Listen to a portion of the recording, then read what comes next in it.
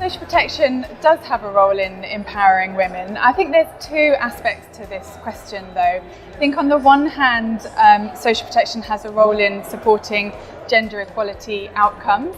And then on the other hand, it has a role on actually promoting more strategic outcomes for women and thinking about transforming gender relations and empowering women. So if I could give you some examples of how social protection can do this.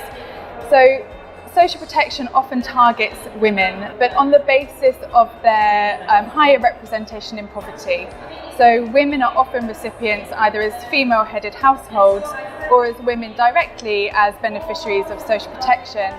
And whilst this is a positive aspect, it also sometimes overshadows the importance of looking at the gendered nature of poverty and vulnerability more broadly, and therefore what needs to be addressed in order to approach women's empowerment a bit more strategically. So there are some social protection programs that try to go beyond simply targeting women and actually give them other opportunities, either through the program design itself, through transferring assets, for example, and linking that with economic and social, economic training and social awareness, for example, or linking social protection beneficiaries with complementary programs which have a broader remit to tackle some of the gender constraints that women face. We often operate in silos, and I think there is a much needed role for social protection to integrate and to coordinate with other sectors working on gender and women's empowerment.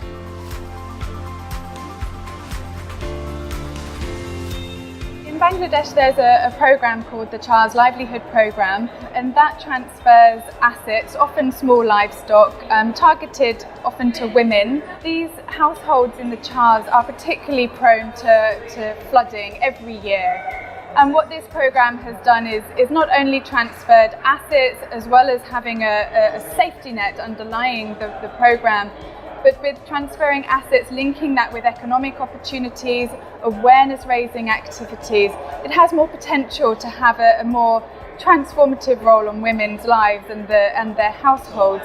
And I think particularly important, especially when thinking about shock responsive or shock sensitive social protection, is this issue of building women and their households' resilience as well. So this example in the Chars, for instance, women and their households were also trained on not only economic opportunities, but also how to store food, for example, having opportunities for increasing nutrition of the children, having homestead gardening.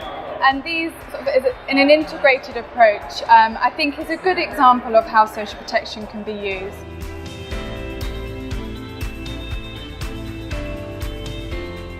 Social protection programs shouldn't shy away from the importance of building resilience and building women's empowerment, as well as supporting income and consumption needs. And I think that there are a couple of reasons why these issues are really important for thinking about shock sensitive, shock responsive social protection. Because if you can get social protection right in terms of gender equality and empowerment objectives in normal times, so when there isn't a crisis, then you are building resilience, you're building women's coping capacities and their families' coping capacities in times of a crisis. But also on the other hand, by building and integrating gender equality and women's empowerment objectives into social protection programs, if social protection programs are then used as a response, they are adapted or they are scaled up in times of a response to a crisis, then you have the gender components integrated into them. It's not an add-on, but you have an understanding of what the key risks and vulnerabilities that women face, but also you have an understanding of how to promote their empowerment, even in the context of crisis, which can actually offer opportunities for women as well.